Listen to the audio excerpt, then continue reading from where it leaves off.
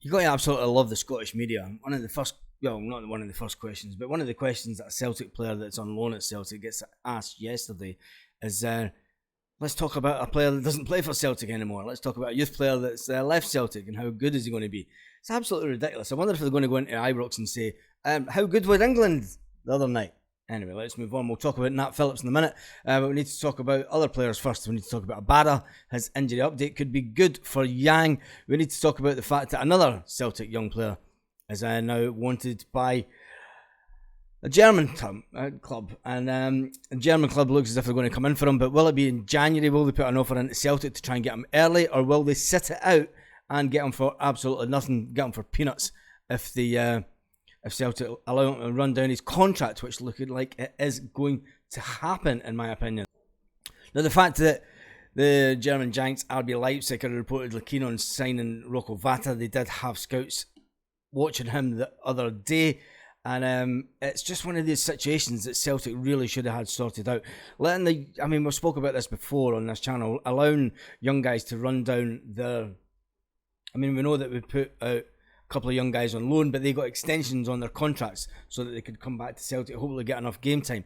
And it's been said before on this channel, I'm not going to muck around and say, look, if they're good enough to go out on loan to get game time, they're good enough to be here at Celtic. We're bringing in 21-year-olds this window, and then yet they were putting out 21-year-olds out on loan. Look, if Rocco Vata is good enough, get him into the team. If he's not good enough to be first team ready, let him go. You should have sold him before then, Celtic. And that's just my opinion.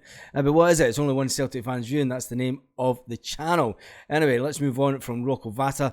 He's not going to sign a new deal. If he signs a new deal between now and the winter window, I'll be absolutely astonished, because you've got to remember he did just change his agency right before during the last window, and he said he was looking at his options. Celtic did try to get him out the door to other clubs, but he's putting the ball firmly in his court. He wants to decide where he goes. It's been said that Celtic will only get, if he goes down to England, Celtic could only get £350,000 for him, for all that compensation fee. And it's been suggested that he's worth a lot more than that, but we haven't seen enough of him to suggest that anyway. So let's move on from Rocco Vata and let's talk about Liel Abada. There's still not any news about the injury that Liel Abada got on international duty. Let's say he never even played a game. He got injured in training, but could it be good news for Yang? He could come in and replace him in the starting lineup, and I think he will this weekend. And it could be the case if Yang comes in and proves himself to be the player that we'll see he might be. It could be really difficult for Abada to get back into the team.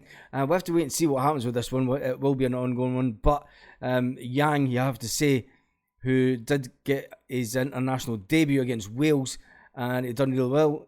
His confidence is going to be on a high.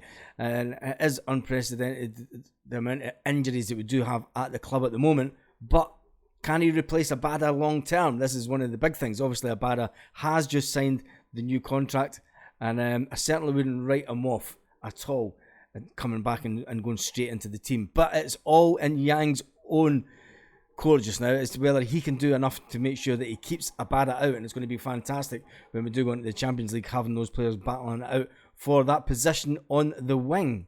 Now let's get back to Nat Phillips. Nat Phillips was obviously brought in as an emergency cover for the defensive situation we have at Celtic. We'll call it a situation because, let's face it, it is a situation. That would it be crisis? Would it be defensive crisis? Tell me what you think in the comments, and also make sure that you give the video a thumbs up and tell me where you're watching from this morning. I'll make sure I get reply to all the comments today, because I'm not going to be as busy today with work-wise. So yeah, let's talk about Nat Phillips.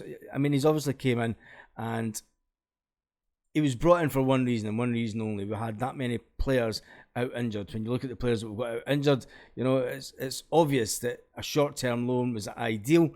But there has been talk, and he said at the press conference yesterday, he said, look, I think conversation will happen in January. Now, I don't know if that's to do with any fact that there might be ongoing injuries, or if he makes himself that good a player, if he makes himself to be undroppable as a player, could be the fact that Celtic go in and make this deal permanent.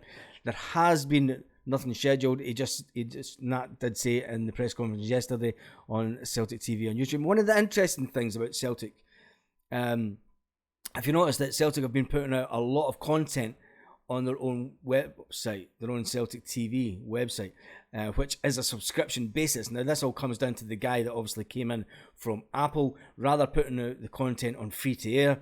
I mean, although Celtic will make a reasonable amount of money off of Google for the amount of videos that they're putting out, having that been said, if they'll get even more with the subscription from Celtic TV, because they'll get 100% of the revenue rather than, I think it's about 45% of the revenue that they would get from Google. So I would expect more and more content to go out exclusively on Celtic TV, which isn't on YouTube. It's a completely different platform. It's on their own website. So anyway, let's get back to Nat Phillips. Obviously, he said, we've not had any conversations yet, but obviously there's an injury situation at the club at the moment. I've been brought in to try and help ease that. So that's where we're at the moment. I've not had any further conversations. I think as it stands, we will talk in January, says Nat Phillips. Phillips, obviously, if he can get the form that he had 2 years ago at Liverpool, he's going to be a fantastic player. He was only wanting out of Liverpool to try and get game time. You know, he's at that age where he needs to get game time, get playing on an ongoing basis.